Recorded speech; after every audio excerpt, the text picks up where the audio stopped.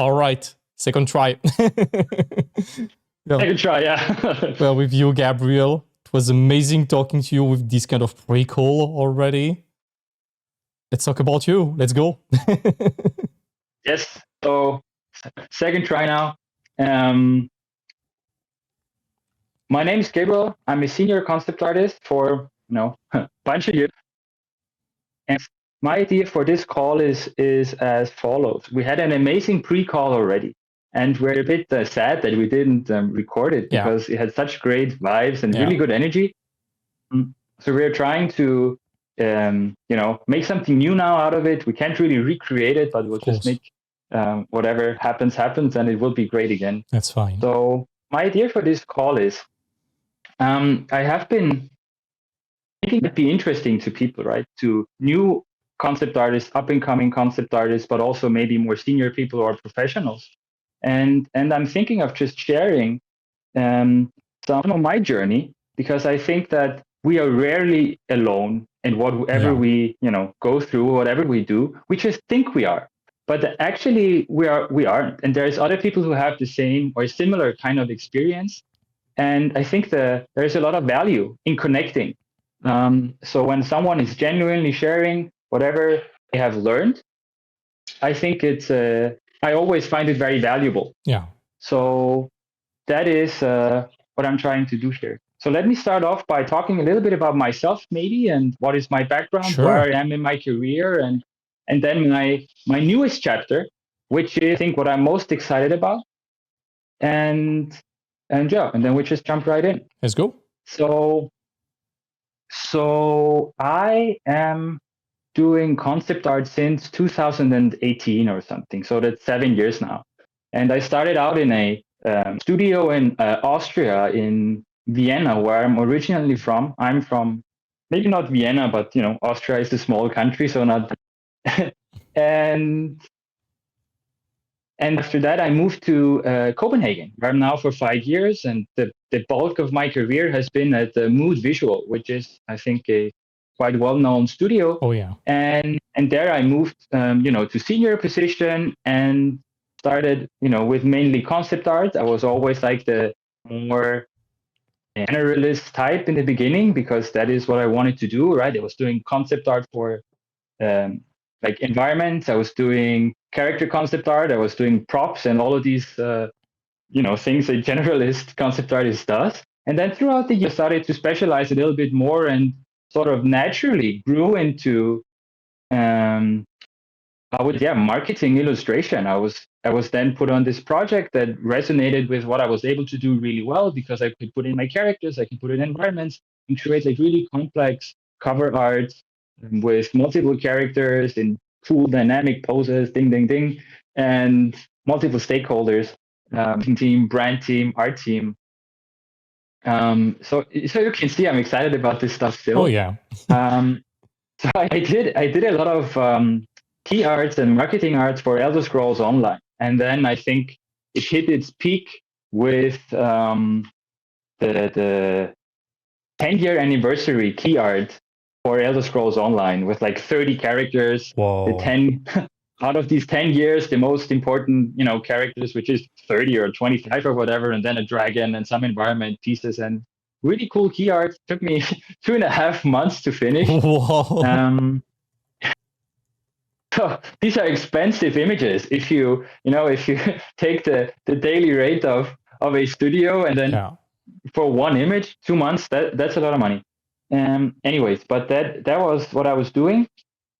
And then the newest chapter now is for, I think 3-4 months ago, 5 months, something like that.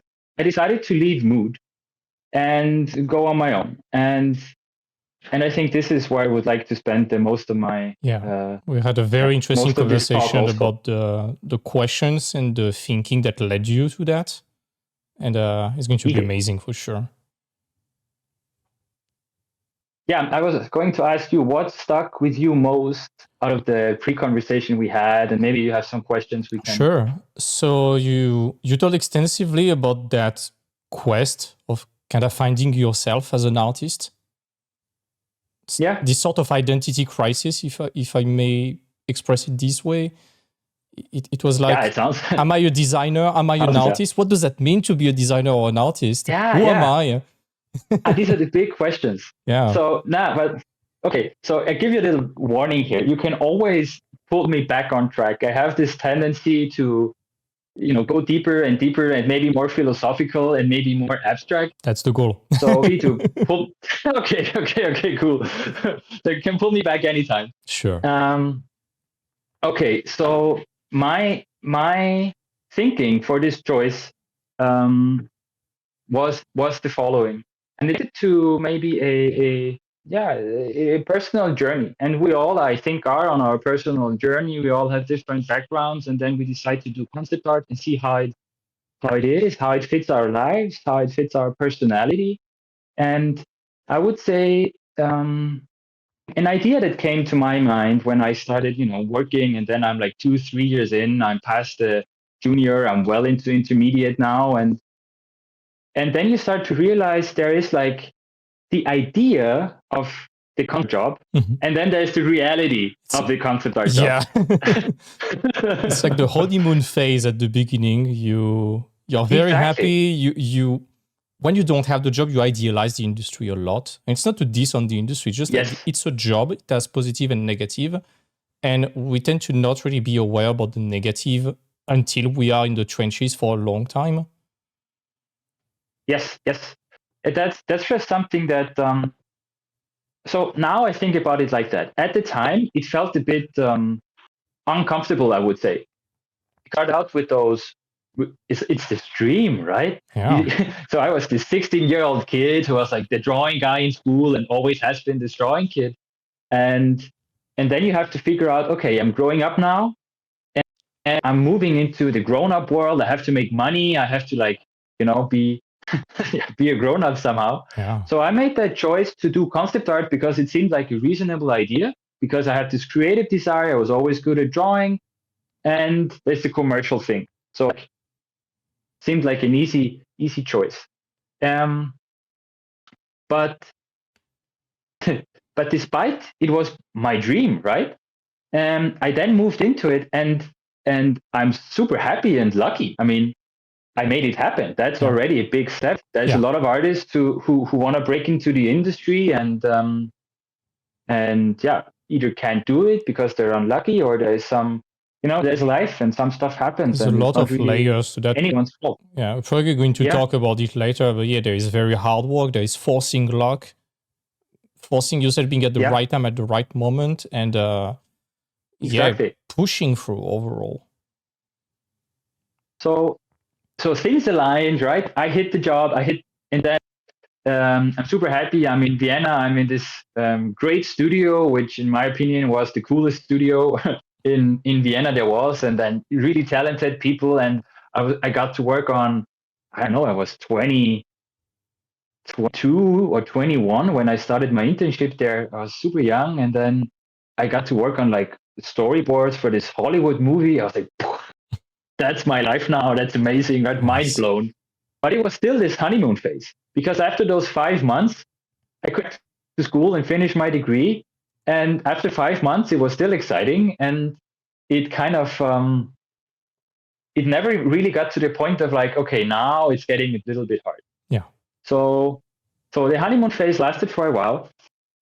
I hit a wall, and that wasn't anyone's fault really. So when I then hit my first wall, and that I think was around the time when I was at Mood Visuals for some time.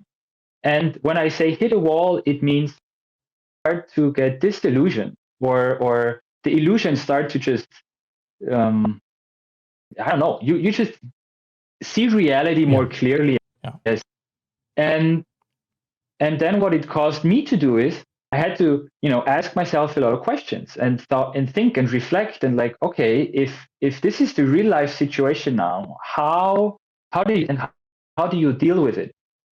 And I tried to stay connected with other artists, and obviously I was in the studio, so it wasn't that hard. And then there was, also friends of mine who are doing like other things, and I talked with them, and I really felt that this is a very common experience. Oh yeah.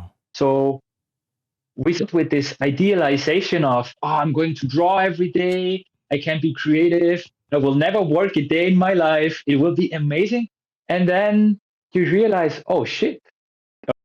Can I swear? I don't know. Anyways, I done it. That's And and it feels like a chore sometimes, right? Yeah. I have to be creative. It's different from, I want to draw something now, right? You got to deliver on time. You got to make sure the product is good. You got to make sure to stick to some quals, and good luck doing that when you're feeling, I don't know, when you're having a bad day, or when there is some life stress happening. It's a common problem we see across studios, and it's certain that studios, they are aware of the creative process and inspiration of creativity.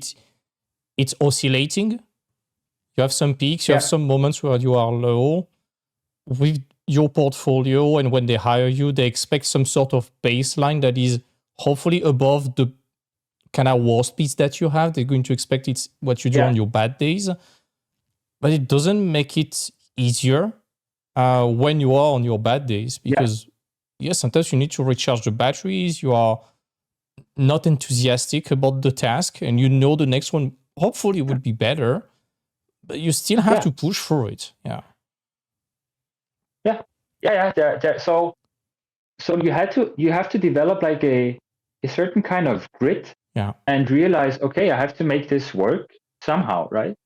And I have and there were some people that I know who started out and who said, nope, that's not for me, and they exited the industry after like 2-3 years. So I would say there's this first, how should you say it? It's like, the first wall of reality that you have to like go through. And if you then still like it, I think then all to you, right? But I think it's just these waves maybe that come and go, right? It's part of a career, and you will be more excited and sometimes you won't be as excited. Definitely. But I found this to be to maybe also be an interesting thought for maybe for younger artists, or for artists who that phase in this moment. They don't have to be younger. And I think if we take a step back, even this is an even bigger topic, because I have friends who are doing something completely different, and what they're talking about is, do I really like the thing, or do I just like the idea of doing the thing? And that's two very separate things, right? Definitely. So in school, you have enough experience to know what your life will going to be, or how you would like to spend your time, and what feels meaningful to you, right? You don't know about your purpose, and I mean, some people never do, but it takes work to figure this out. And then you just pick whatever story culture is presenting to you as, this is good, this is what is a good life, and then you maybe grab it and say, okay, this is my idea now. And then choices, either you make it happen and you realize, oh, the reality is different from what this story was, or you don't make it happen and you have to find another story anyways. So it takes this constant work. And I think it's an interesting process, though, because I guess every human goes through these things. I think for artists, it's when you hit that wall. I don't know for you, but for me, it was extremely violent. It's interesting. How did you also have that? Yeah, I had that when I joined Ubisoft. And I think I told you last time, after maybe a day, I was like, I like it. It seems good. And nothing against the studio. But I wanted to leave, and I could not explain why yet. And it was really that disillusion. Like, I was expecting it to be flawless, super orchestrated. And this is not a diss on the studio, okay? But in my head, when I saw how it was really, compared to what I was expecting, it was like the meme of the house on fire and the dog saying, this is fine. I was expecting everything to be so organized, and you realize that the job, especially in production studios, you have bugs and unexpected stuff all the time, and it's your job to deal with chaos, you know. It's not that they are incompetent. On the contrary, you are very skilled to deal with unexpected things all the time. But I was not anticipating that at all. And I was so shocked seeing that for the first time. But it's important that you bring this up. It's tough, yeah.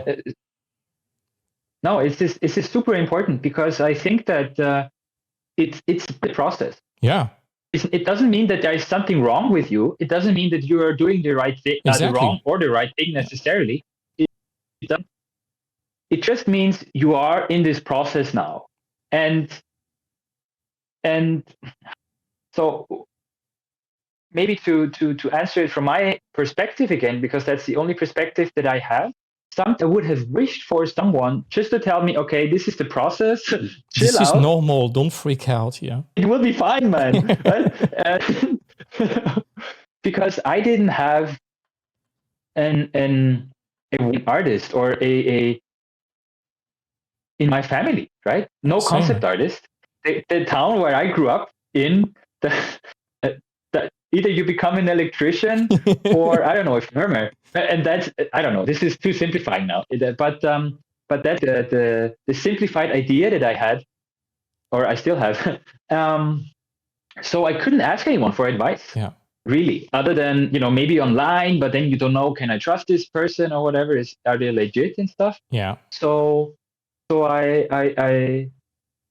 yeah. So this is why I say it's a great job that what you do, and then trying to, be this figure for young artists who say, hey, this is part of the process and it will be fine. Let's move through it. Yeah.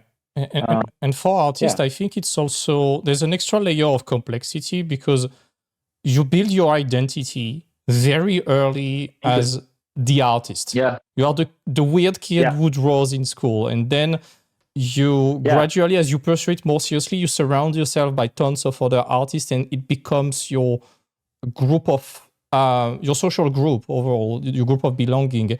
And deep inside, because when you pursue art, you tend to be a bit of a misfit, let's say, for society, for lack of a better word. You tend to be the weird kid.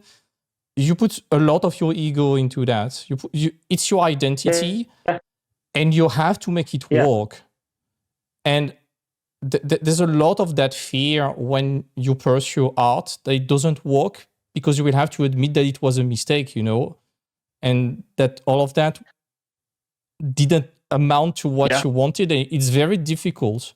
You create tension around you. It is extremely difficult. Yeah, people can freak out and be afraid for you because it's not conventional. There's some sort of guilt, I think, in becoming an artist until it works. And I think one of the deepest fear of artists, and I'm pretty sure it's a very taboo subject for a lot of people, it's the fear of admitting they were wrong to like the parents and things like that, and being told like, I told you so, it was a bad idea. Yeah. It's terrifying, and getting a job kind of alleviates that fear. It confirms that, okay, it was worth it, you made it work, and it's okay. It was worth all the sacrifices.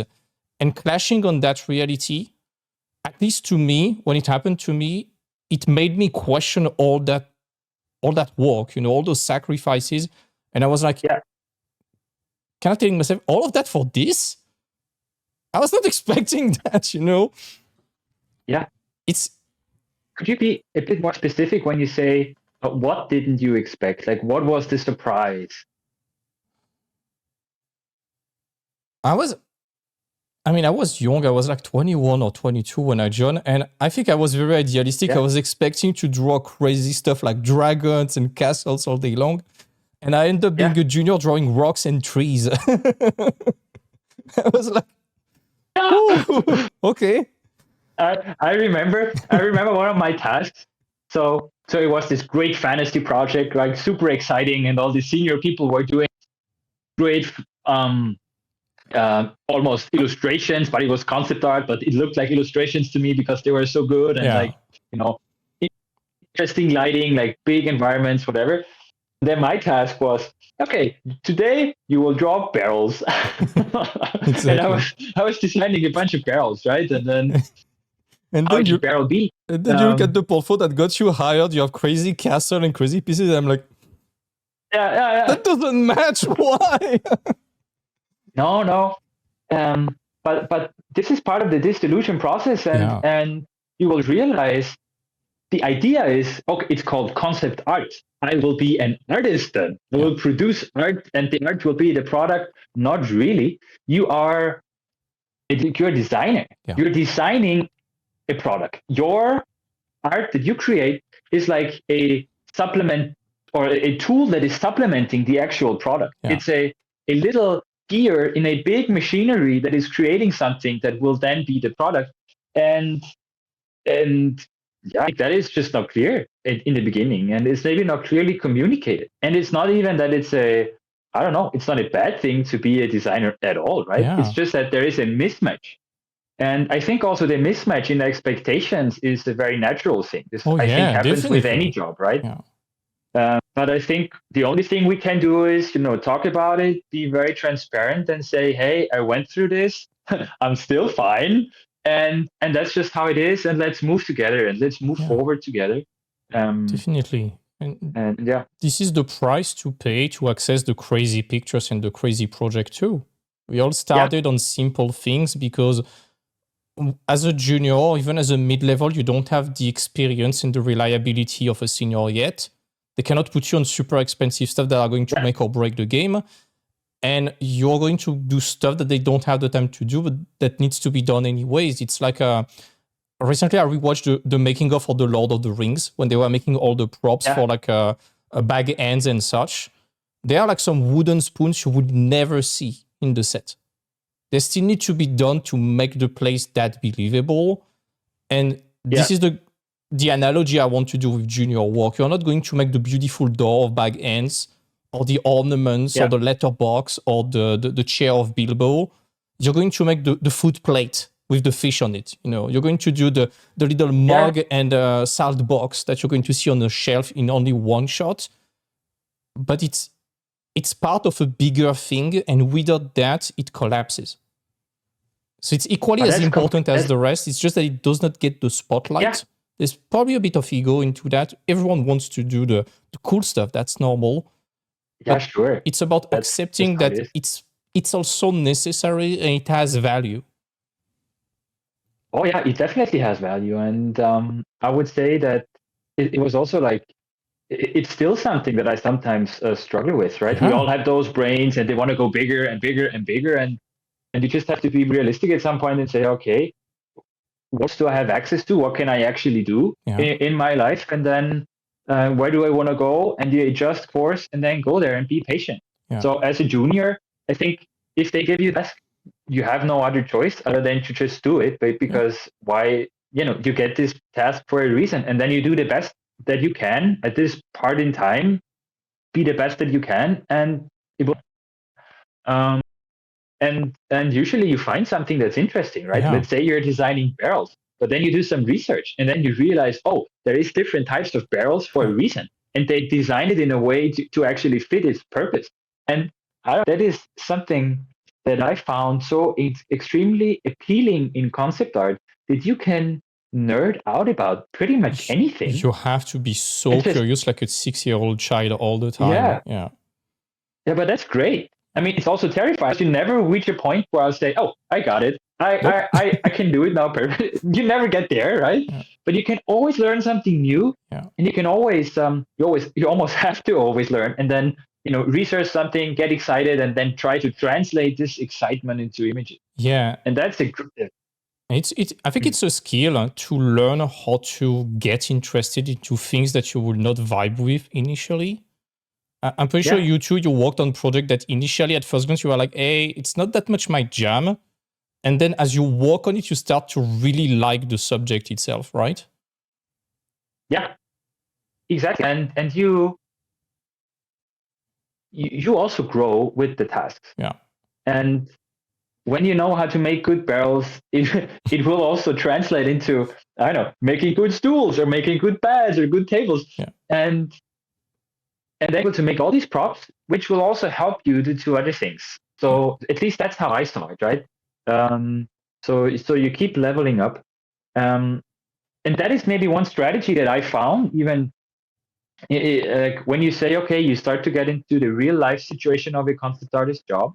One strategy was to actively tickle the curiosity and reconnect with, why did I get into this in the first place? Because I'm interested in all these nerdy things. And that, I think, was really helpful to me to realize, okay, even though maybe the task is not like the most exciting thing, it doesn't really matter because I can still get excited about it. Yeah. And that me very much. Yeah. Yeah, that's part of the process. And yeah, it would be very irresponsible for studios to give you, okay, you're a junior, it's your first day, design the main character. Good luck. No, and that's just, I don't know, that's just what it is. It's and yeah. I think it's also important. Sorry to cut you. You wanted to say something? No, just keep going. It's I also, never thought I'd put a pin in it. That's fine. It's also important for aspiring concept artists to, we talked about that last time. Everyone looks at the tip of the iceberg, the top of the pyramid, food chain of concept art, let's say, which is ArtStation front page. And everyone wants to do the splash art for Leagues of Legends. Everyone wants to do the beautiful cinematic keyframes. Everyone wants to design the main character or a new hero for Overwatch and such. Yeah. It's also part of what separates aspiring artists struggling and people who get hired to acknowledge your initial role when you start. It's some sort of maturity or at least lucidity regarding what is expected from you. And artists that are beginners who end up having a portfolio trying to mimic just the senior stuff, I think we need to shine the light a bit more on the fact that they are, for most of them, except the most rockstar gifted geniuses of them that can skip through that thanks to amazing skills and work, most people imitating senior work with a junior portfolio, they are shooting themselves in the foot, and art director, they are sensitive to that. They can sense that, okay, you mimic that, but it doesn't have the substance behind to do that. And even if you were able to do that, your ability to manage the stress and the responsibility in a studio is not there yet. It's yet to be acquired. Yeah. So it will be irresponsible to hire you. So it doesn't mean that your portfolio should be only boxes and barrels and rocks and quote unquote simple stuff. It's not that. It's just that I think we need to explain a bit more what juniors and mid-level are supposed to do. And unfortunately, we almost never see it on ArtStation. Like, let's say you will not work on the main character, but you will do skins for it. You will do a lot of costumes. Yeah. You will do stuff to populate a scene, things like that. And we never see it in portfolios. And that is almost the bulk of the work. Yeah. Or like in terms of quantity, right? This is where there is the most demand. This is the most demand. And what you see on Station's front page, it's not a very good representation of what the everyday life of a concept artist looks like. Yeah. And it's just like, as you say, the tip of the iceberg. And from what I've seen in my, 10 years of doing this now, is that it is only the tip of the iceberg. Oh, yeah. Every once in a while, you get to do, splash art or the 10-year anniversary piece with big illustration. But there's always those phases where the market just demands, in shovel work and, smaller stuff and it's also fine. Yeah. And I think, I think that's just, again, part of the deal. Yeah. And it could also be, you could be doing this in a team even. Yeah. You don't even feel special for that because there's 3 other guys or girls doing thing with you. And you started out with this idea of, I'm going to be the special concept artist, this. Share your files all the time. Kid. And not at all, right? And then it's also what you mentioned earlier, that let's say in our career might be special or different compared to other careers because there might be some misconceptions, there might be some expectations or prejudices even, and ideas that people have. Your parents might not believe in you, or other people might not believe in you, and that is that is also true for the fact that I lost my point now. Fuck, it will come back. Anyways, um, but um, but yeah, I think it's part of this career development, and you will hit it. You will go through this wall and again, and then realize, okay, doing the barrels is fine. This is also a form of success, a successful career, because what it all comes back to is what is good for me. Yeah. And this is maybe why this was my point earlier. What is success, and what is success to me in my career, and not define success by being on the ArtStation front page. I mean, we can, but it's a very fragile thing to define it like that. Yeah. And the career is a little special, I think, because we start out with this idea of the artist. it's a gift. It's a talent that you have by nature almost, and it's this gifted, this ethereal kind of quality and artistic skill you can draw. How do you do that, right? And then what I found is you can learn it. Yeah. It's not a natural thing. You just put in the work, you put in the effort, and then you will be able to draw, whatever you want to draw. You do the repetitions, you get the deliberate practice in, you do feedback cycles, and you will get better. Sure. And that is, because looking at other jobs, maybe you will realize that this idea of it's a skill, it's more accepted. You want to become a doctor or a lawyer? No one is born a doctor or lawyer. You go through the education to be there. Yeah. You go to this school that teaches you the tools, that teaches you the mindset even, and the work ethic, and then you will be there. Yeah. Concept art, so new that you don't have it. And all the artists, the great masters that we think of, we have those very outstanding examples of great artists that are these very emotional beings that have this drawing skill since they were born, basically, or have this natural drive. It's nothing you really learn. I don't know. So that this is at least a limiting belief that I came across also in my life, where I thought, I should be able to do this because I am an artist. So why do I have to put so much time into it? Is there something wrong with me, maybe, right? Yeah. And that's not at all the case. It's a skill issue. And if you're able to, practice, you will get better. It's like anything else in life, really. And then, of course, there's differences in absolute skill, because some people, they just wired a certain way and they will be extremely good at doing a certain thing. And then other people will be extremely good in doing another thing. Yeah. But maybe let me pull it back to my point of what is good. But when you start out and you just realize that, okay, it takes a lot of work to get good, and you put in the work, and then you get in your input and your information online, and you open ArtStation, and then you realize, or you think that the front page is what equals good because it gets the most likes, maybe it's on trending or whatever. And then you internalize this definition of success. This is images look like. But this doesn't mean that the market also values these images the same way, right? Yeah.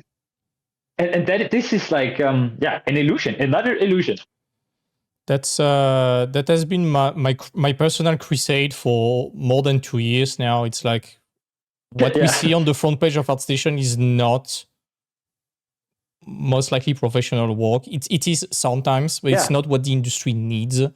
The numbers of likes are not a good metrics for what the industry needs, and it will be too easy to blame it just on ArtStation and its algorithm. It's also us, the artists. The front page is just reflecting what us, the artists, like to consume, and ArtStation just follows that. And it would I didn't mean to blame ArtStation. I think it's just that it's a people's thing also. Yeah.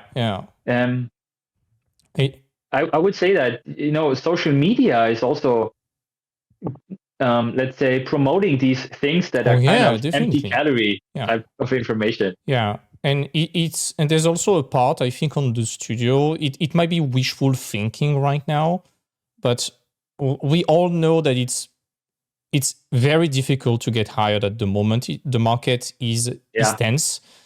And even though it sounds a bit like a first world problem, it's very hard for studios to hire the right person too. And I think the whole industry would benefit a lot if studios were potentially a bit more transparent and helpful explaining what they are expecting.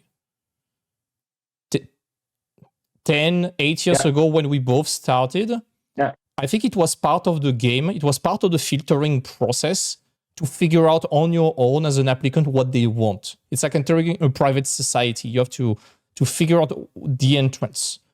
Today, there are so many people who want to enter the job, and it's so hard for studios to hire the right people that when they do a job offer, 600 applicants, 99% of them maybe not a waste of time, but will not make it to an interview.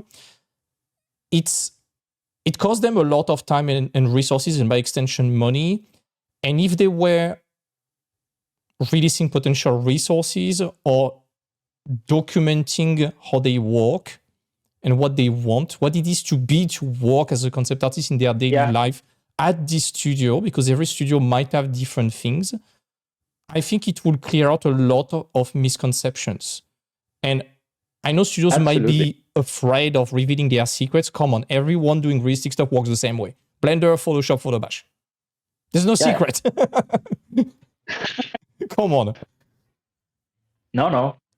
And we are losing, that's my new thesis since last year. I think we are also losing the knowledge of what the job is. All the big voices like Fang, Mache, Jama, they are not as vocal as before, holding the industry by the collar, telling them, hey kids, this is how the job works.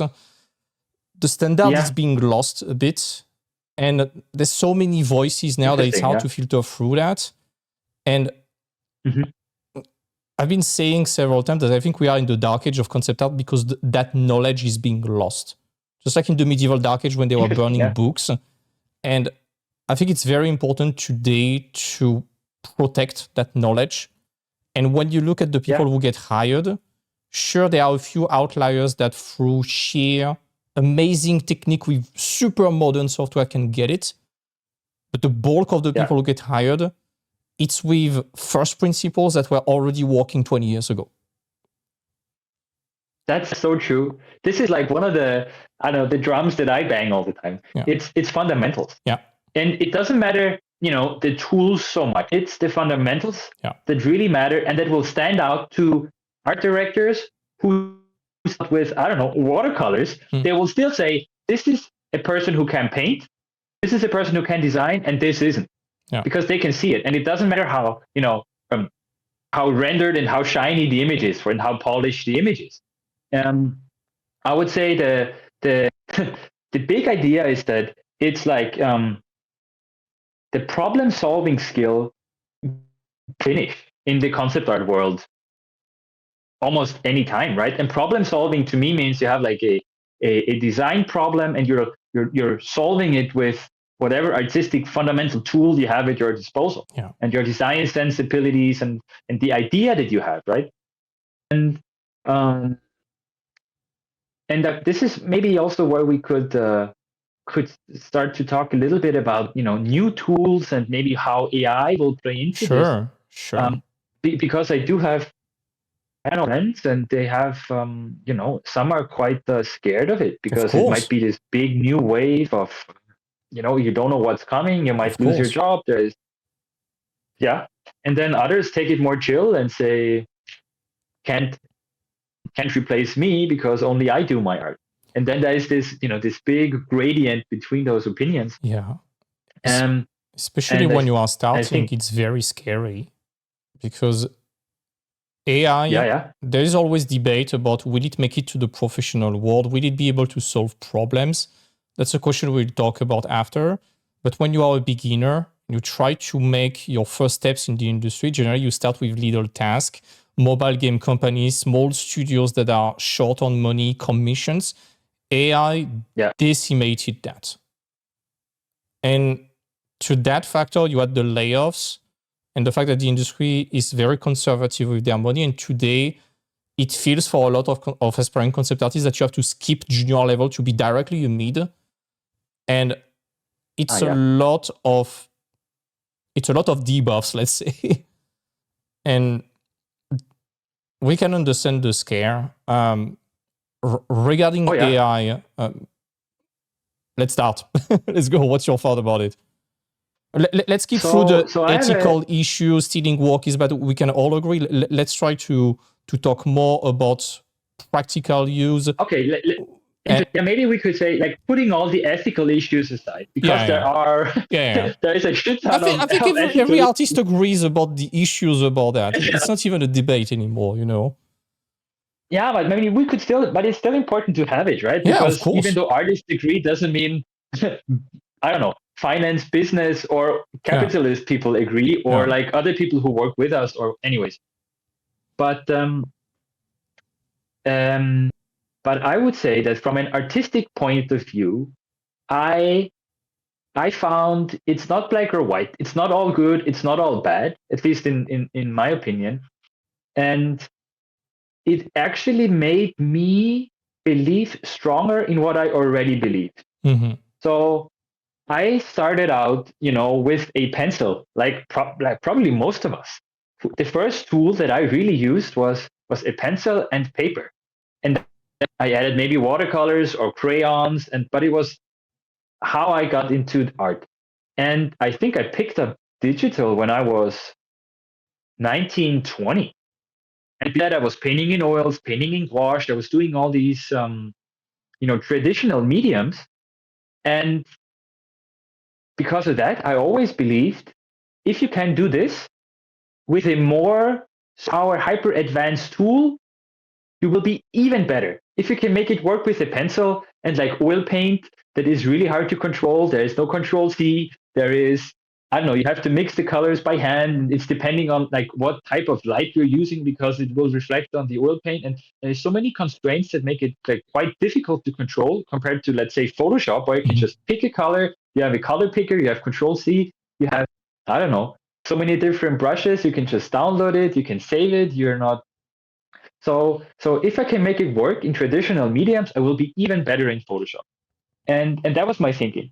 Now, let's say we have the thing with, okay, AI comes along, which is the new superpower hyper speed tool that, just prompt something.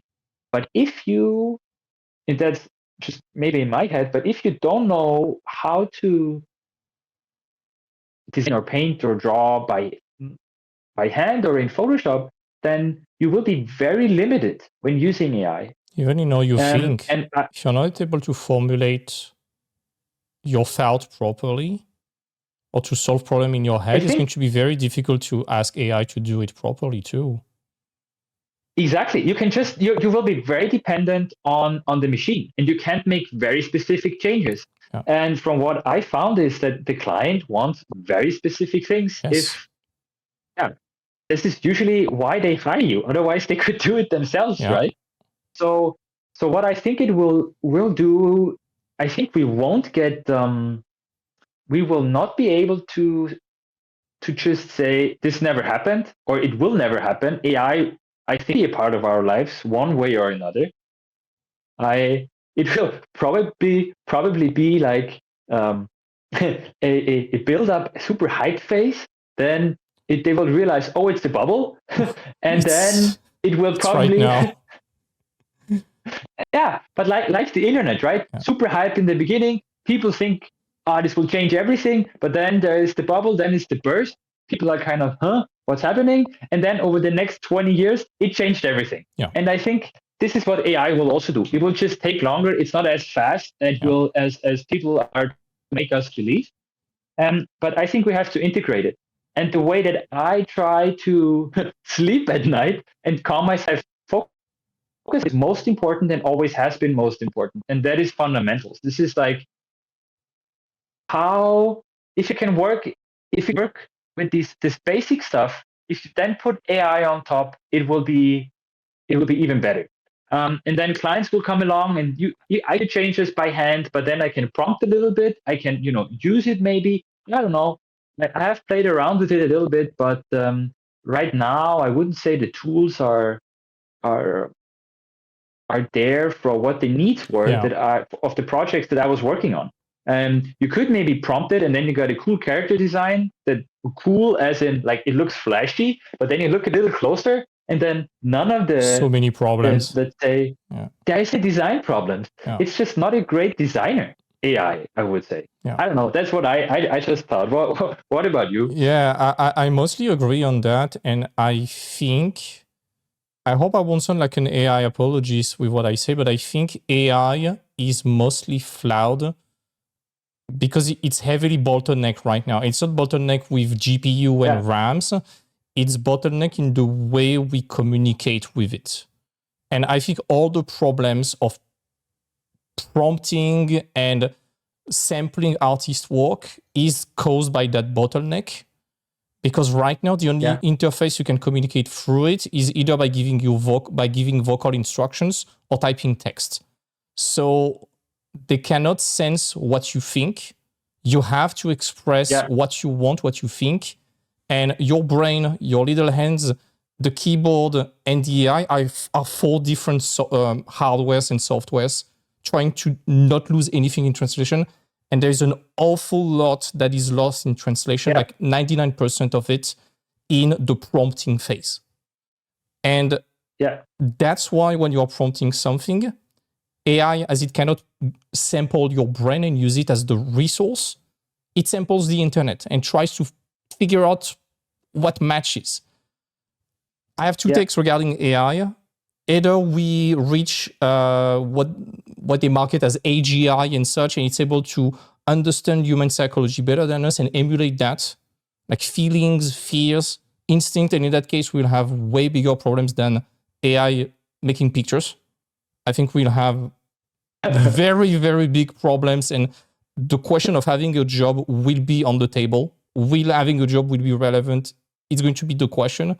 All right. That's the Matrix scenario, let's say. My other scenario regarding AI is, let's imagine you put some patches on your head, you think, and it appears exactly how you think about it. It's not sampling the internet anymore. It's sampling your brain and your culture. And as artists, we are already sampling others' work.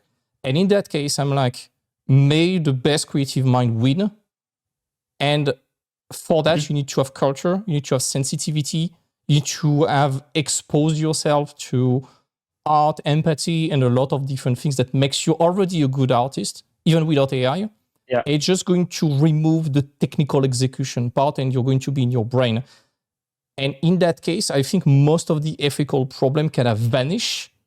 Of course, it's going to make a lot of people who grinded so hard to train their arm and their fingers to draw a bit mad, but still you will need the fundamentals, because you will have to see an anatomy and be able to pinpoint it's wrong. And that exactly. But how do you train your eye? I would say by trying to make it yourself and checking with reality, and then seeing the difference. So in order to train your brain, this could, better anatomy, but it could also, let's say, even better taste, acquiring taste. Oh my God, it happens, the rabbit hole. But it happens through time, and it happens through almost like going through exercise, right? If you're studying anatomy, and I studied a lot of anatomy, and in the beginning, the arm that you look at, it's the same year 1 of study and year 5 of study, right? An arm is an arm, and the biceps and the triceps and brachiac, blah, blah, blah. That stays the same. But what you put down on paper changes and gets better and more refined. And so does the recollection of the arm in your head. Then you draw from memory, and you will be able to remember it, let's say better, more accurate, or even more stylized if you like this kind of style. So you're training your brain through drawing it how to see more accurate, how to see more with your true vision. And I think that this, as you say, I don't know, it doesn't really happen through prompting, at least not you don't go through that process of I have to design this shadow shape and this light shape, and how does the highlight now make the form look? Does it look 3D? Like it's this struggle that is missing, and and if you then, let's say, went through this process and you got this extremely big visual library, great recollection of images, great taste, whatever, and then you put on this AI hat, okay, then I guess it's a great tool, right? But if you're done the training, at least not in my head, I think it wouldn't make sense that to be able to create that. You might be able to create other stuff that is really fun because you also have thoughts and you also have ideas. But I don't know. I just like the idea of, how would you say, of this training idea. It just makes really sense to it, because I really believe that in order to achieve any goal, the goal is here and you're here and you're trying to get there. It's a long process. Oh yeah. And it's not like I'm there and taking the shortcut. I think that it's just a very unhealthy thing to believe that through taking the shortcut, I'll get to where I want to go in life. That's a big societal thing. I think we talked about that last time, and people, they want the quick fixes rather than the long, unsexy and painful work. And that's what we saw also with the, I don't know if I can call it an epidemic. I'm going to get flamed in the comments, but fuck it, for a lack of a better word, the epidemic of kid bash, for example. Yeah. I have nothing against kid bash. What I don't like is kid bashing stock assets, putting an HDRI from HDRI heaven and calling it a concept art. Where is the creation? Yeah. I'm not saying it's worthless, it's just that it's accessible to a lot of people, and seeing it through the law of supply and demand, it seems to me like a bad strategy to stand out if anyone else can do it.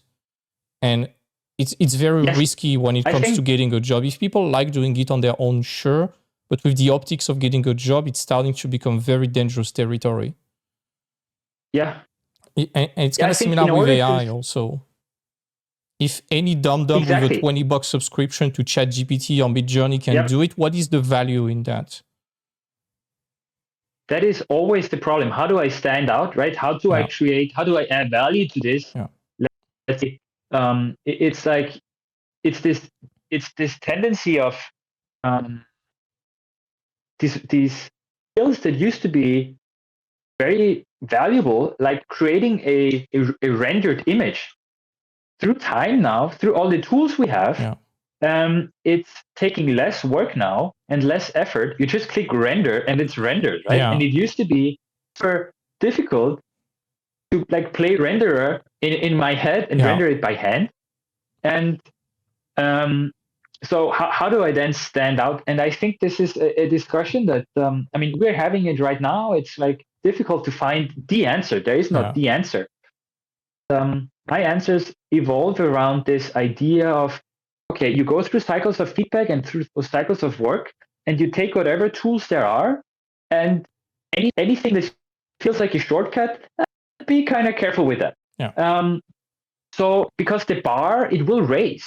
It's like, it will raise. The finished product, the finished concept it doesn't make you stand out anymore because anyone can do it now. Technique is a given today. It's now a given, and I mean, on the one hand, it's I guess the good thing because you can see how much the artist community or like the quality maybe has grown throughout the years. But on the other hand, it's also a bad thing because people believe now this is all what it's about, and the actual, and the reasoning behind the choices that you made to arrive at this image, you completely forget about it because it can take a shortcut. Yeah. And so I think we should definitely shine a light on that and then say, this quality bar now, this is what is expected of you, but what can I add to it that shows maybe, let's say, your uniqueness in a way? Like, how do you solve problems, right? Yeah. What are you interested in? What is your taste? What does get you excited? And then how can you in the problem-solving task And why do you make those choices? This is something that I'm super interested in. If I'm talking with, artist friends and we're sharing our work of personal art and we're giving each other feedback, I always ask, yeah, why did you do this another way? Because my idea would have maybe been something else, but he made this choice, and this other person is also like a great artist. So why did he do it? And I think this is what then makes it interesting. And it's not by chance. So if you talk to any AI chat or like Midjourney, it's probabilities. There is no more, deeper reasoning than that. It's like, I mean, it is really deep, right? It's like this extremely advanced technology. But I think in the terms of art creation, it just lacks this uniqueness factor or this, personality thing. And that is at least part of my answer to how do we stand out. Yeah, and even regarding AI, we have seen in 2025, at least in a lot of creative work, there was a massive rebuke from the public regarding AI-generated stuff. Yeah. You look at the Christmas commercial, for example, that Coca-Cola did, compared to the Christmas commercial that the French guys... You've seen the Christmas commercial with the little wolf from France? No, I haven't. Oh, I'm going to send it to you. You're going to love it. Yeah, please do. Coca-Cola, it's been like 2 years that they are trying to make an AI commercial for Christmas. And people feel heavily disturbed by it because of this sort of uncanny valley, And those French guys, they made an ad for Christmas for a supermarket, and they blew up so much. It was looking like the aesthetic of the second person boots or the white robot, this kind of painterly 3D, and made by a small team, very human, very sensitive. People loved it. They're going to make the wolf as a plushie very soon. It's going to sell like hotcakes. And even in games, you have seen every time a studio announces that they want to use AI, everyone shits on them, basically. And I think it's because of that uncanny valley. And that's my thesis, and I hope it's not copium or that it will not spark a bloodbath in the comments. I think 2026 will be the year where the public and investors start to dismiss AI when it comes to outsourcing it, the creative part. You look recently, there was Warhammer. They said that they will entirely ban AI in their creative process. They tried, it doesn't work, they banned it. They are worth $6 billion. Their stock immediately rise by 4%. I invite everyone listening to that podcast to do their research about that and wonder what it means. First, to investors, they literally clapped and gave 240 extra millions to Games Workshop based on that decision, and what it can mean to other investors who want to make money and other companies who want to please investors. To me, that's interesting. And there was even that debate, I think it was with Sandfall Interactive, who got under fire for having dared to use AI on non-essential assets in prototype mode and then to remove that. And what we can understand, we can also see it from a point of view that it could actually empower the artists by allocating budget and time for them to work on meaningful stuff instead of placeholders. So what do you mean that? They used AI to generate rocks and trees and placeholder in prototype mode to quickly have the prototype and save money. And then they removed those and they replaced that by human-made artists. And in that question, by outsourcing low-value stuff to AI that is going to be replaced, not making to the final product, we still have the sampling issues and the taking job issues. I'm not dismissing that. But if it eventually allows to make artists who are working on that project to do more meaningful stuff, and more resources to that, that can be a discussion. I'm not saying it's good. That can be a discussion. But overall, it was just to highlight that every time the public sees AI in creative stuff, they hate that. Yeah, that's I would have expected, actually, when someone told me, before this ChatGPT or Midjourney was a thing, if someone told me the AI programs, AI software that will be able to do all these incredible things that AI programs are doing now, my guess would have been they take the boring jobs away, or they will do stuff that is, let's say, not fun to do. Get them to do the Because UVs. this is what. Yeah. But no, they go for like cool image creation. Yeah. Which I'm like, this is kind of counterintuitive to me, but also maybe I don't know. I was just naive, and it's so. I'm not really understanding why you would create, let's say, an AI that is asking, let's say, as humans, right? There is really fun things to do, and there is not so much things to do. If you simplify it like this, why would you create a tool that is doing the fun things for you? That's kind of weird. I mean, it's more differentiated, and it's more nuanced than that. It's not like black or white again. Of course. But I would also be definitely more willing to support, let's say, AI workflows if you ask the people who have to work with it first. But I guess that's a bit like wishful thinking, and it's those, of course, yeah, it's outside it's extremely of your control, powerful companies that just do what they do, and they move forward as fast as they can. It's like different kinds of. I think there's just so much money involved. It's like I can't even imagine how these worlds function. But me, as my from my position, and as an artist, I played around with the AI tools, of course. Everyone did. How can I implement it? And I mean, the thing is, you couldn't show any AI image to a client.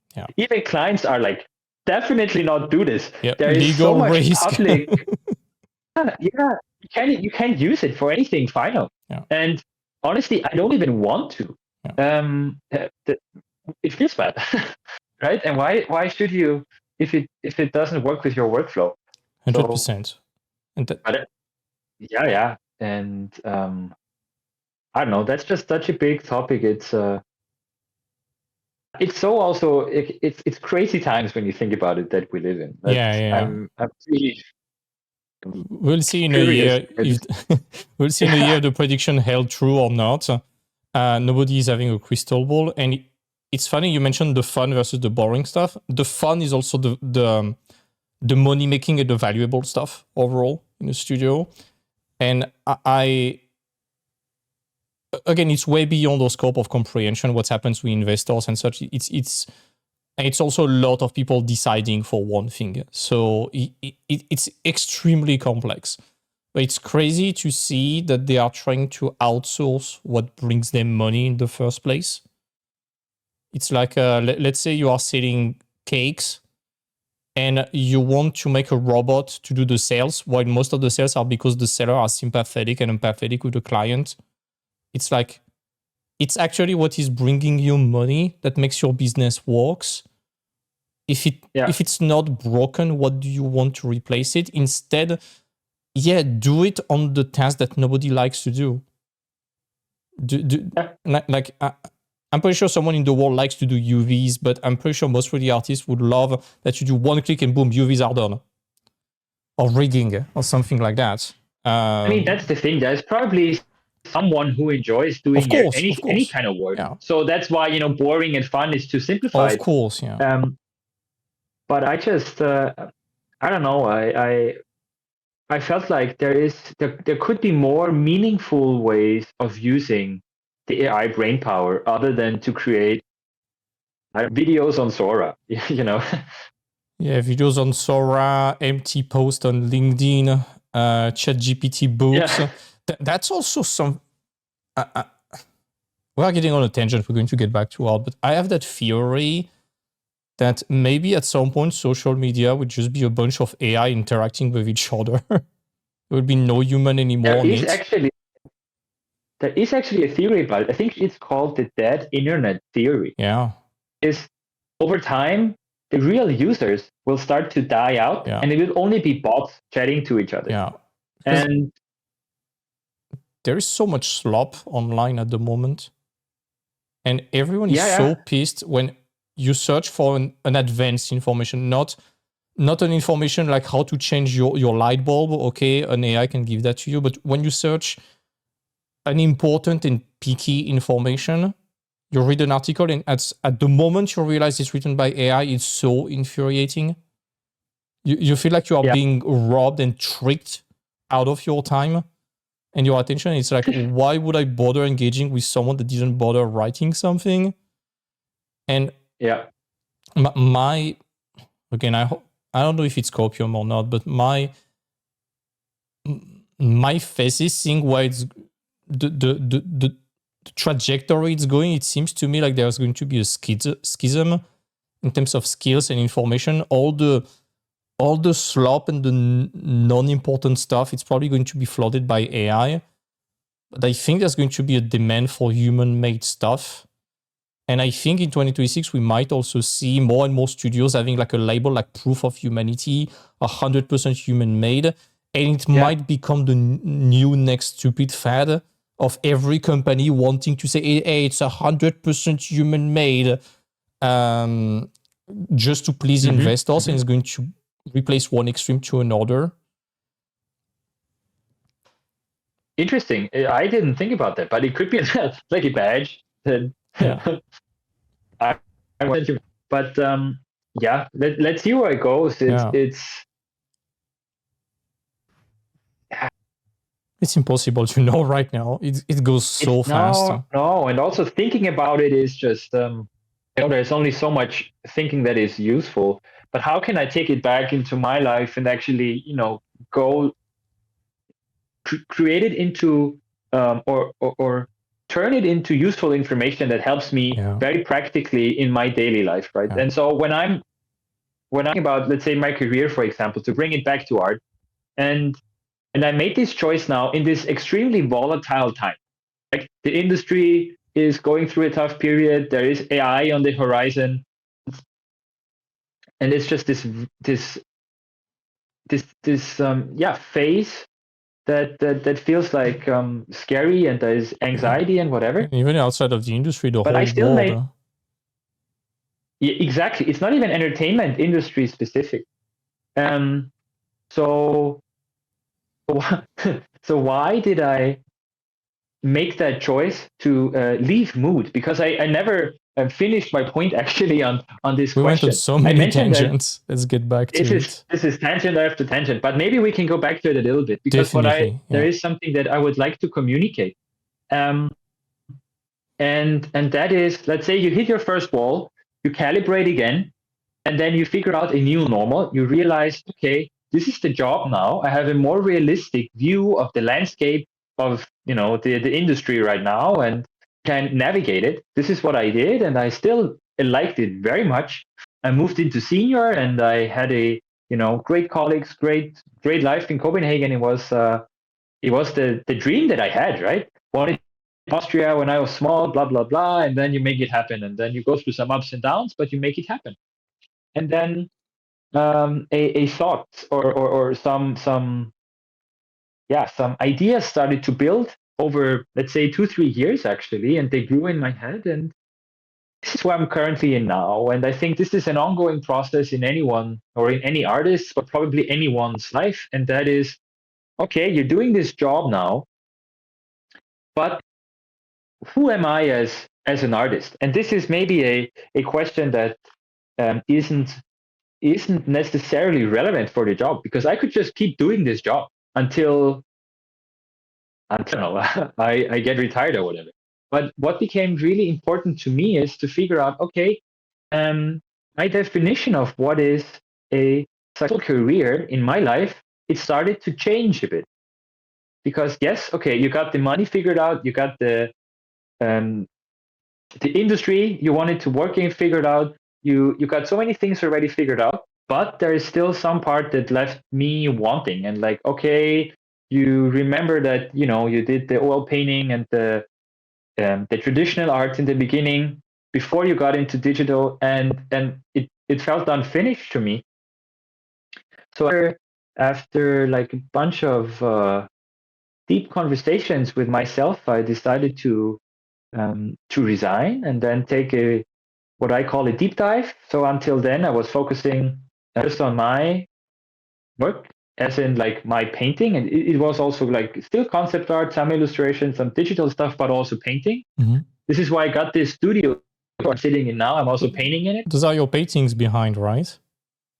Yeah, some of them are like my paintings. Here is some references, and I have like paintings here and paintings there, and like my computer set up and my workstation, and then to a new normal, as in, yeah, I can be quite transparent, I think. So the idea was to almost coach myself through a new phase, and then just jump into it and then make it work. So of course I made sure, I have all the like like safety guidelines or guardrails set up. Yeah. I have the strong connection to mood. I have a strong connection to my previous I have industry connections I can work with. Mm-hmm. But I said, okay, even though it is this volatile times, you do something that feels a bit counterintuitive, right? Because most artists, they say, I would love to have a job right now, and I don't let go of it. And I did the very opposite. Do maybe, but I don't think so. And yeah, so what I'm doing now is I will be sharing it more as I move forward in this year. But I'm working on a bunch of personal projects, and it will result in, at least that's what I'm envisioning. It's more like a hybrid career for me, and I'm thinking out loud now. Let's see how it grows really. But I will keep doing the concept art and the entertainment design, but also focus on my paintings. And the question is, how do you make it work in your life? And everyone has to answer these questions for themselves if they go through changes like this. But you have some anchor points, and you go again through these cycles of feedback. You put up an hypothesis, see if this works. You check it with reality. If not, okay, next hypothesis based on new feedback and new information. And I think this is how you move forward. I don't know. That's my thought to my current situation. And yeah. I have a deep question for Exciting. you in that case regarding that. Yeah. Those making those paintings and trying to explore your artistic self. What are you hoping to find, if there is anything you are hoping to find actually by doing those personal paintings and such? Is it to express yourself? Is it to learn something about you? That's a very interesting question. It's a difficult question to formulate. Yeah. I have a word that I am not entirely sure how to translate it into English, but so it's a German word, and the best English translation that comes to mind is I got a sense. It's almost like a feeling. I got this very nebulous idea of images, let's say like that. I have this idea, okay, there is certain kinds of images that I think that I got inside of me, and my quest is to get them outside of me, like to actually make them. And I don't know, they gave me headaches for such a long time because I couldn't focus on them. I did not have I did have the time because I was able to make time for it. But what I wanted was to have like a long period where I can only focus on this and not get distracted with life, I guess. That was at least my hypothesis back then. And then I wanted to get these images out. So now that I've been doing this, I realized, okay, it's a bit more tricky than this, because you cannot just put life on hold and basically, just create it like this. So that's why, I'm moving with a slightly different hypothesis now, and I'm working now again with the studio, but on a freelance contract, and I'm still painting and doing my side projects. What I'm trying to find is it's a certain kind of visual language that feels more true to me than what I've been doing. It feels like I have all these tools now in my toolbox that I gathered over the years. So it's like I got the painting done, but I got it to a point where I say I can comfortably paint. And then I also learned 3D because I thought that's what you have to learn when you do concept art. And then I did like stylized stuff, and then I did realistic stuff. And it feels like, okay, you got all these tools, but what is it that you actually care about? What is it that you want to create? And I'm currently, moving closer to that. And I realized it's going to be a very long process. So that's why I took the foot off the gas a little bit. And I'm looking much more for, okay, not a, let's say, half year, super intense period, but how can I make this in a more sustainable type of lifestyle? Because the struggle for me also is a little bit, are you a artist or a designer? Yeah. And an artist and a designer, it's a little bit, it's of course a messy definition, because those definitions are never perfect. But how I would answer it, at least so far from me, is an artist creates something and puts it out into the world. It's their own idea, more or less. Of course, they have influences and they are inspired by outside inputs, but it's their work. And a designer, I relate this more to having, I don't know, a client and certain constraints to a project, and you're trying to, it's more like a service provider, maybe, that you're, at least in concept art or concept art studio, they are providers. And we say, okay, we got this skill, you got this visual problem, we can sell you this service. And I really enjoyed it. But I also felt like, okay, there's this other side in me, and I would like to explore it a little bit, because if I never try or do, I will probably regret it in the long run. Yeah. So, and if I then, let's say in a year, find, okay, this whole painting thing, it was just a naive idea. Okay, let's see. But I at least gave it an honest shot and tried to make it work as I could see it could work. And that's all you can do. Like, again, make your best hypothesis given in your situation and see how it will work out. It's but I don't know. It's funny, those pictures at the back of your mind that are kind of haunting you. I have exactly the same. I'm pretty sure a lot of artists have them too. It's and then I'm in this extremely lucky position, so I can do it right now. Yeah. Right? It's also an extremely privileged thing to do it, and I hope I can keep doing it for, let's say, this year, and then I will have to make a choice and like really have to I don't know. Just I would like to move into it the next phase, because exploration and trying all different things is all nice and good, but I mean we're grown-ups and we have to make life work, right? Yeah. But that's how I answered, let's say, I don't know, maybe the second wall, right? Maybe there's multiple walls throughout these careers, and other people, they don't. They say, okay, I had these ideas of when I was starting out, and I just adapt to these realities by maybe letting them entirely go. And I was like, yeah, okay, not yet. and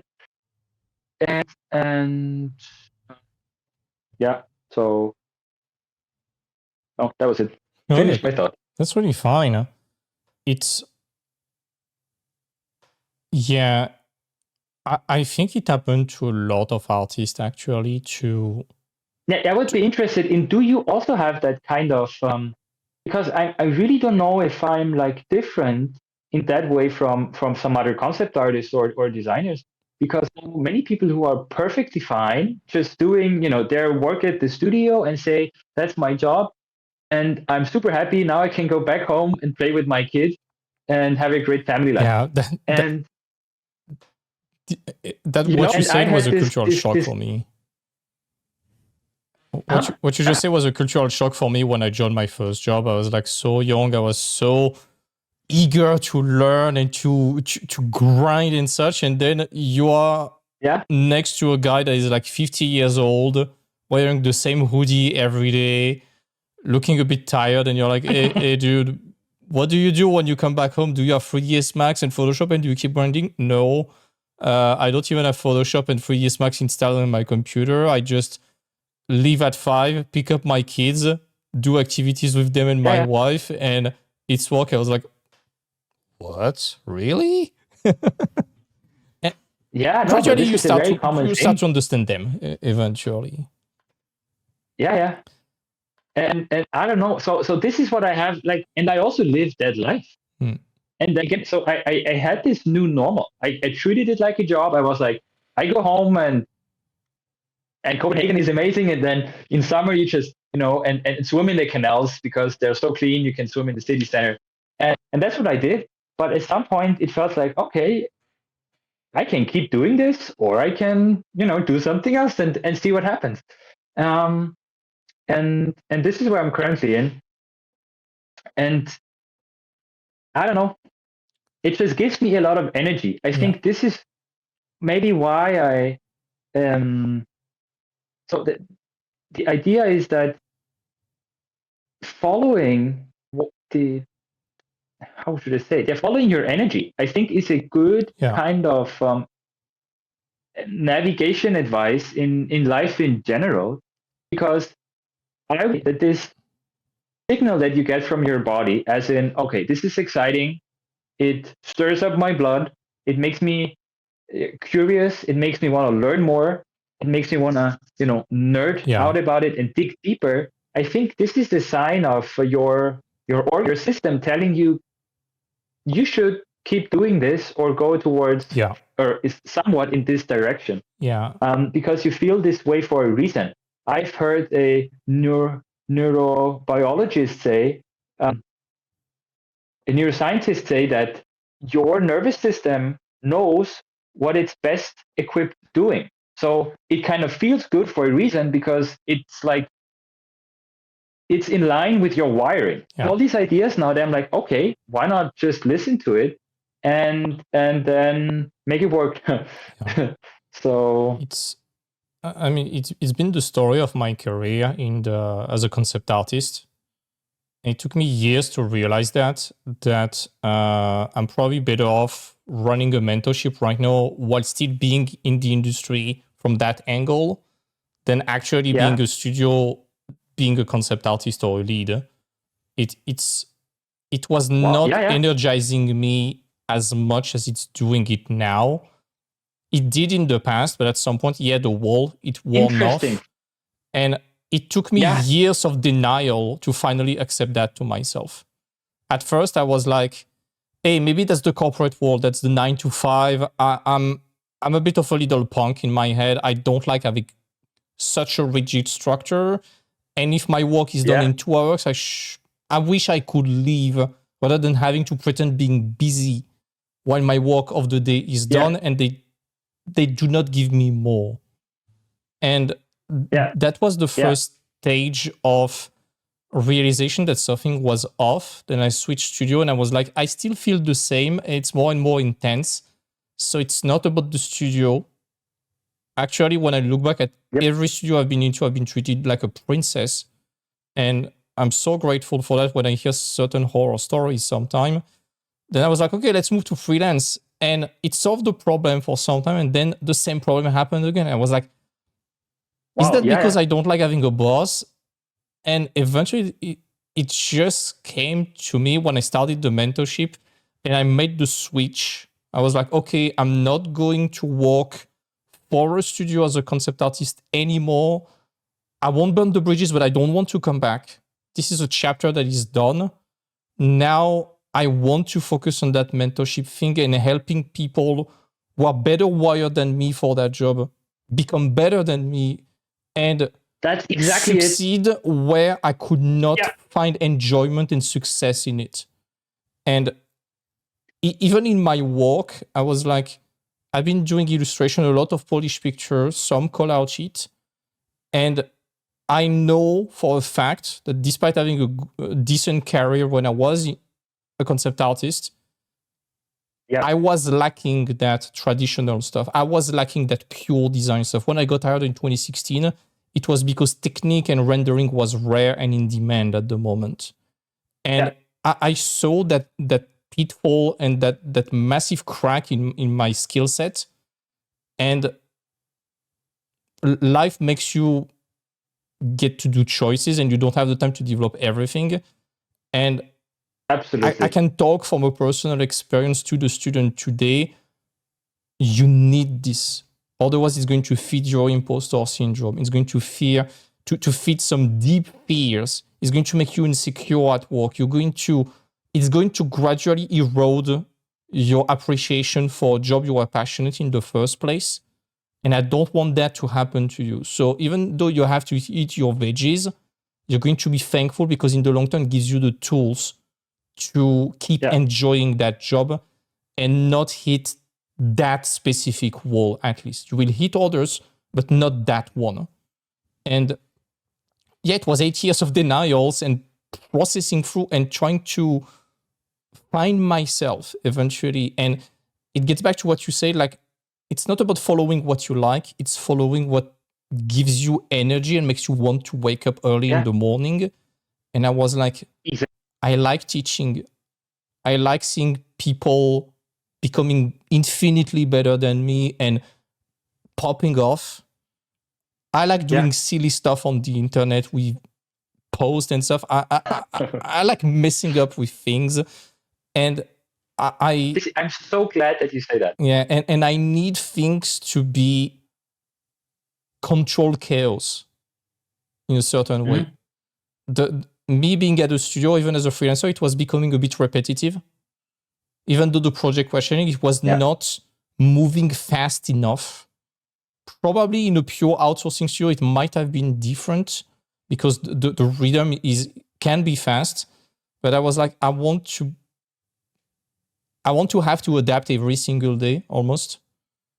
And I found that through teaching, because every 5 to 6 weeks, you have a bunch of different students that are different different personalities, different goals, different problematic.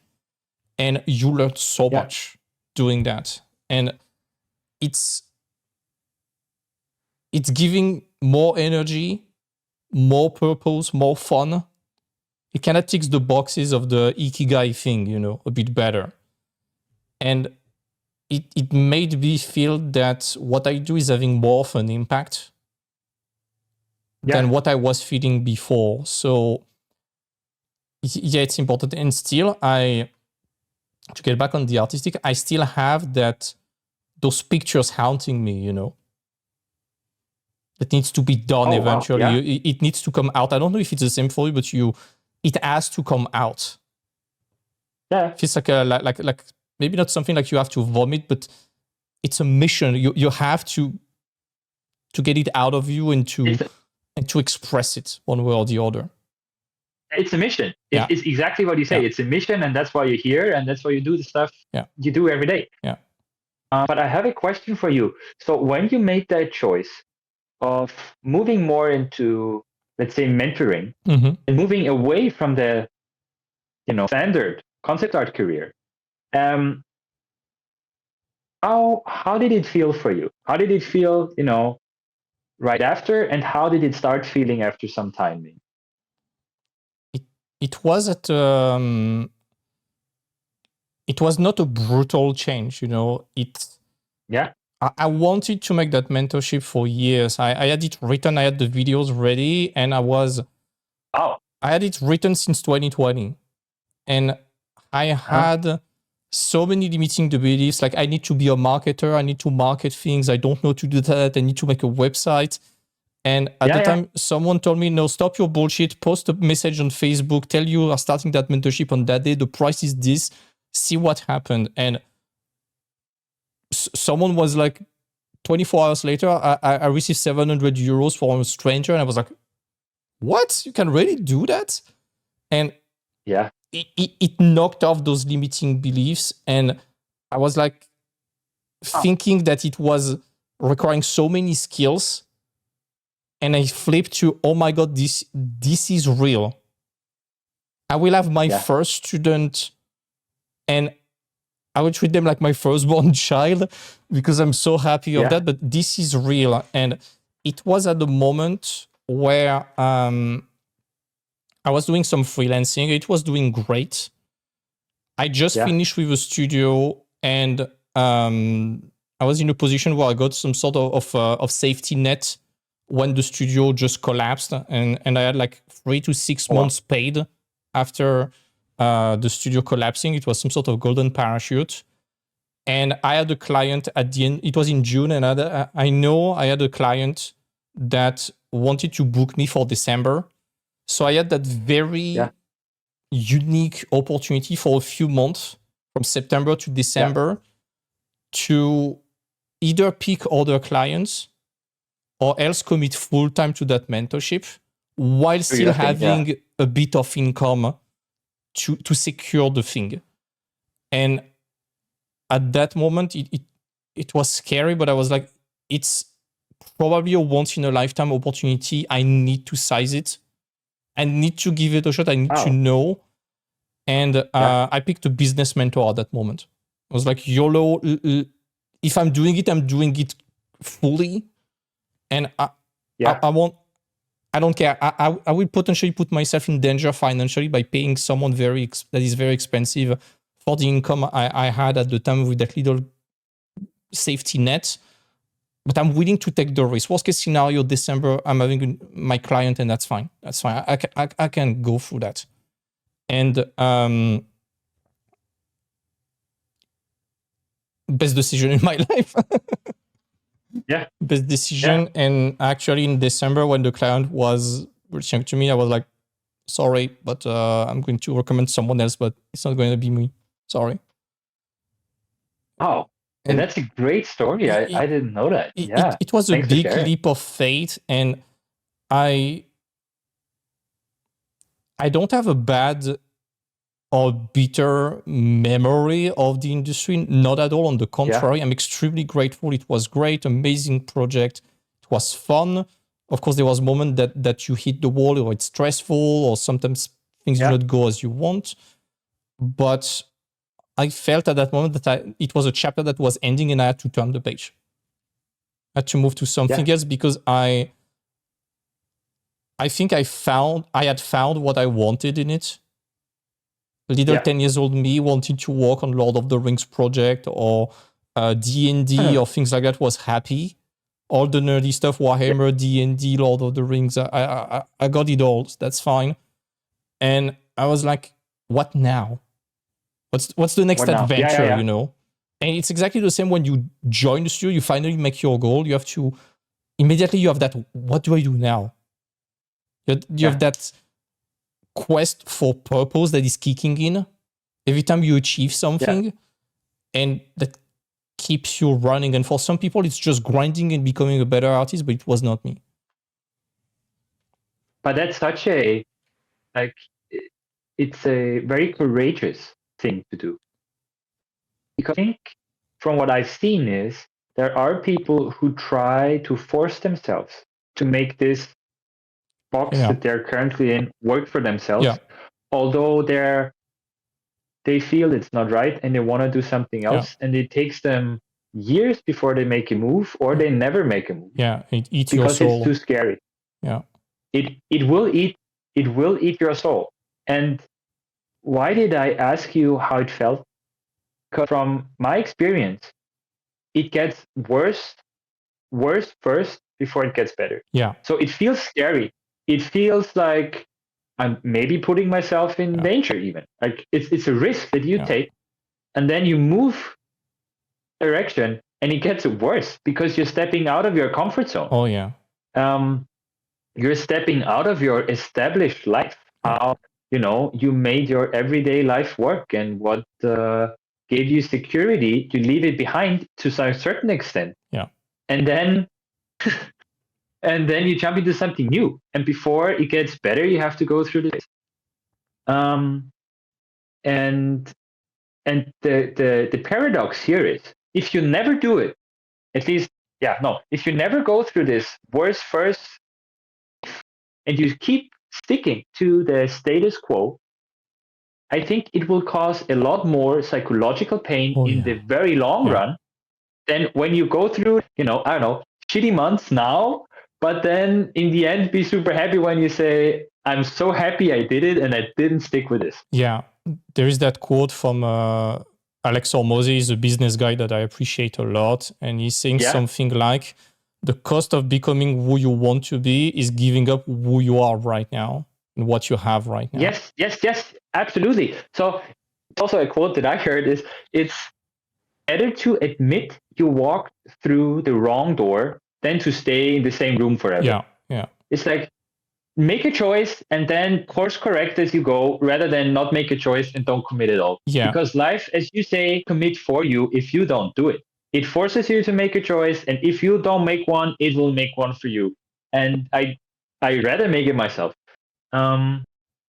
So that's like what you just mentioned, like this entire story arc. I feel like I'm like, I don't know, a few years before you, like currently, marching onto this journey. And some days I wake up and no, this is like, some days I wake up and I feel like, Gabriel, what are you doing? Just don't be stupid. And some days I wake up and I'm super happy. So it's also like these downs, and it feels very intense, and it definitely feels very alive. And it goes back to what we said at the very, very beginning of that call, is that deep, unfathomable, and almost taboo fear that most artists have, is to admit that maybe it was not for them, or that they have to change something. And that was the difficulty of moving to the mentorship, because I was like, did I fail as a concept artist? And I was like, oh, on the career standpoint, no, that was fine. But on a personal standpoint, it's not even that it was not for me. It's just that my taste and interest changed over time. It's a logical thing.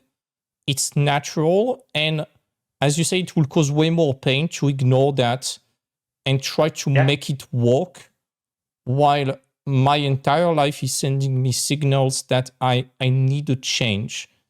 It has nothing to do with the industry. And for people listening to that episode, what we are talking right now is advanced stuff, and it's not a diss on the industry. It's not to tell you the industry is bad. Some people make it their entire life. It's just to tell that concept art or being in a studio is not the only way of being an artist and making a living out of that.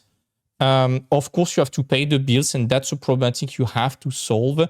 And getting a job is the most straightforward way. There are other ways to do it. Teaching, selling resources, maybe selling paintings, like those that you have later. I don't know if you're planning on selling those, but there are so many ways of making a living.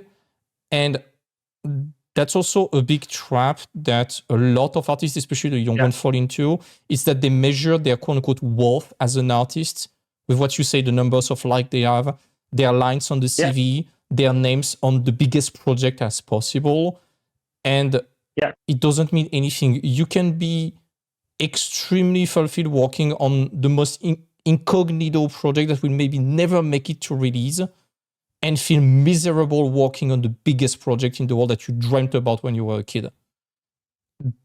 And this is very confusing, at least because you're getting those signals, and then, oh shit, I had a different hypothesis about how I will feel in this situation, and now I get signals that tell me this. What does it mean? How do I move forward? And then you have to get very creative. I have a friend. He also had to go through this, and I call it always, I think, this adaptation of your thesis or hypothesis about reality. I think this is a maturation process. Actually, you start out with this naive idea maybe, and then you refine it over time, and then you adapt your life over time. And this friend of mine started out doing concept art. It was his dream, right? Gets into creative, does a great job. And then he realizes he just isn't as driven by art and creating art as his colleagues. It's like, people who stay late, not because the boss tells them to, but because they want to figure this Blender thing out. Or because they want to figure this painting thing in Photoshop, and they want to try out a new brush or whatever. But he just said, I don't have that. And where he could find his energy wasn't so much in himself doing the painting, but in being the art director. Finally, he became a great lead artist It and was then the great same art for me. director. It was exactly the same. Yeah, because he could, he just is much more passionate about that, and it's a better fit within the industry, and he's very successful, right? It's like a very a very successful career path, but he's sitting at a computer and drawing anymore. He's maybe doing some overpaints and giving some feedback, but the actual painting is his artists that do that. And it's a very difficult thing, he told me, to admit that to himself. Yeah. Okay, I just can't do it, because the option would have been stay late and grind and try to get as good as those other guys. And do something you hate. And do something you don't enjoy. Yeah. So that was the situation. And I think this is a very natural process. We all start, and then you have to kind of, listen and see how I can make this sustainable and work. And now the final answer to why I'm doing what I'm doing, because this is how I think I can make it work, or at least the next step in how I can get there. And it's so interesting. Since I started this, I take progress, and I'm getting a clearer and clearer idea of what it is that it will finally be, or at least the next stage will be. And I'm getting really excited just talking about it. But yeah, I think it takes more of those decisions. I think it's a very, like, if I see when I heard your story and how you did it, I was like, yeah, I feel good now. I feel good energy, because I don't know. It has this. It was not a pleasant process. You have to let go for 8 years of your life, even more. All your previous self, or everything you built your identity on, you have to let it go and start something new. Jump into the unknown. It's scary as fuck, and it's the entire grieving process. Like those 8 years were the grieving process. I'm pretty sure it's been the same for you. Like at first, you are a bit angry. You are like, why am I feeling like that? It's not normal. I have it. I have an amazing job. People are fucking jealous of that. So many people will sell their mom to get there. Why am I so ungrateful? And then it's like anger, then denial. It's like, no, it's a phase. Maybe it's just studio, and you realize, no, it's me. And then you try to bargain. Maybe if I move to freelance, maybe if I do that, maybe if I change studio, maybe if I change my process, maybe if I become a lead, it's going to be different. And no, and at some point you are just cornered, and you're like, there's no other way but to admit that something needs to change, And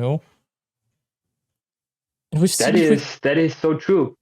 And we've seen it with a lot of big artists, all the big voices we talked about, like Mache, Fang, Jama, they all evolved so much that what they got known for at the beginning is probably very different than what they do right now. I'm just making an assumption.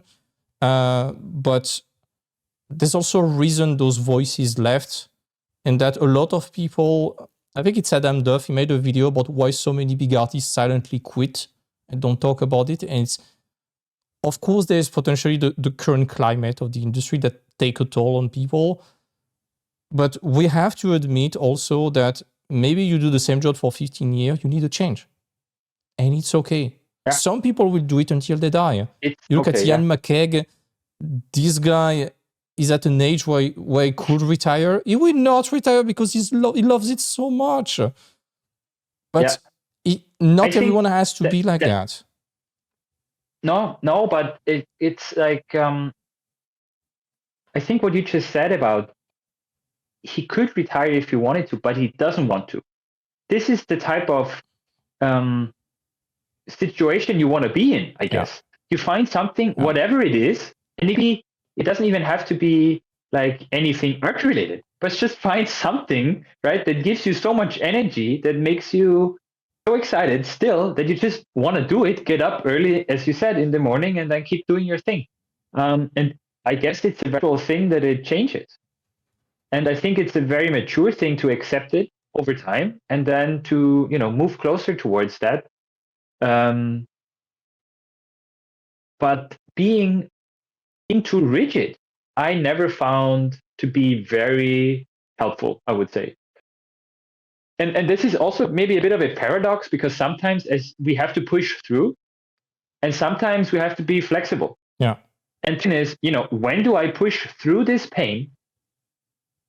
Because it's a necessary part of the process, as we talked about in the beginning. This is just a wall, and we don't push through it as in like we try to break through, but we have to just sit with the pain, and it will get better because the process will move forward. Yeah. And when is pain a signal for this is not right for you? And it's two different kinds of things. I think how do you figure this out? That is that's the big important question. Yeah, I think the word would be purpose, but it's hard to feel it and to define it precisely. And in my opinion, it's the difference between burnout and being very tired. You can be extremely tired but not burnt out because it's worth it. There's something that is meaningful to you behind that wall of pain or hardship or struggle, call it however you want. And sometimes you do something very easy and you feel miserable because you ask yourself, why? Why even bothering? It's so absurd. It's not talking to me. Yeah. And that's at least my little theory without being a psychologist regarding burnout. It's something that installs itself because of lack of purpose and meaning in what you do. And you end up falling into some sort of absurdity and asking yourself, why am I even bothering doing that? And if the sole motivation is just money, maybe you can take it temporarily, but if it just keeps you afloat, it does not nourishes you, eventually it will end very, very badly, generally. Yeah, you have to kind of, or at least find a way to integrate the purpose in some way, right? Yeah. It doesn't mean that you have to make this thing your living, I think. Yeah. There can be types of purpose, and it doesn't have to be your job that provides this type of energy for you. But I guess these are very advanced questions, right? And when you're just starting out and just want a job, this is not what you ask yourself. It's not the priority of the moment, None will definitely run into this. Yeah. Because also in the beginning, I thought, okay, I was, studying, doing like 3D, CG graphics, and at a university, there was this degree in Austria. And the only thing I cared about was, will I job or not? And my assumption was the moment someone signs a contract with me that I'm officially in the industry, I'll be happy. Yeah. Like ever after. Yeah. And that was it. And then I do all it, and I do all that. I get the job, and then I wake up and like, I don't feel that different from what I've always felt. and that thing starts again, this cycle. But yeah, and that's just always what it is. And before that, it was, will I get into the right university? Then things will be good, right? Yeah. And so there's always this thing you're worried about, and there will always be a new thing you will be worried about. Yeah. So in the end, I always arrive at more, okay, go present and be here now. And if you think too much ahead, it will probably distract you from what is important to you right now. Yeah. And that's why concept artists go home and play with their kids, because they realize, okay, this is what my life can offer me at the moment. And it's amazing. It's always a chain of problem. You start, okay, what's the best way to learn technique and the fundamentals? What's the best tutorial to learn that software? What's the best method to build a portfolio? What's the best method to get a job? Okay, once you have a job, okay, how do I make more money? Then once you make more money, how do I make sure that money doesn't fall apart and can be acquired sustainably so I can just be sustainable? And once you reach that, which is already very advanced, and a lot of people are struggling to reach that level, and that's all that I wish to everyone listening to that thing. Like, if you arrive at, you're already ahead of so many people. But once you reach there, as much as it sounds like a first world problem, you get into existential crisis. It's like, what do I do now? My personal life, relationships, potentially making a family, taking care of health. my hobbies? What do I want to do now that I've solved the basic of Maslow's pyramid? Yeah. No, sure. And I don't know. It sounds so cliche, right? It's like, but it's so true. And I think this is also why it creates a lot of meaning, at least for me, to share this type of thoughts. Because I think we humans have this tendency to just think we're alone with all of these struggles that we go through. And again, I would have wished to have like some type of senior person or senior artist or someone I could talk to and talk through ideas and through worries, and they could just tell me, hey, this is part of the process. This is normal. Yeah. And this is completely normal, right? You're supposed to have those existential. There was a term I came across. It's called existential vacuum. So it creates a potential for something new to grow. It's an existential vacuum. It feels like emptiness. You're doing all the things you wanted to do. You're the concept. Let's say in our case, in terms of this podcast, you're this concept artist. You achieved your dream. You reached a mountain hike, and then it starts to feel empty all of a sudden, and you don't know why. You're getting confused. You're feeling this existential vacuum, and what it does is it creates a setup that you are now able to take a new step and create something new. If it would be comfortable all the time, you wouldn't make a change and you wouldn't grow. Yeah. So I do actually believe that this existential vacuum and the discomfort that comes with it is a necessary step for you to grow into a new version or into a new way. Yeah. So at least that's a way how I can realize it. It feels right to me, right? This way you keep moving forward. Yeah. And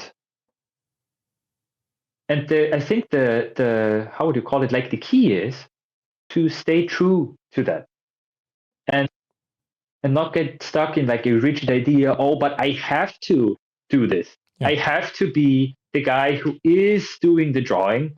If you don't feel like doing the drawing anymore, but you rather want to do, I don't know, art direction, or you'd rather want to do the mentorships, or you want to do, I don't know, other stuff, then don't be like, let's say, stupid, take the hammer and destroy your life, but definitely take it serious. And how can you nudge yourself towards that new relationship? And if it takes a bigger step, or let's say a little bit more oomph, then you can use a small hammer maybe. But I would say don't ignore those signals. That's again will lead to psychological pain. Yeah.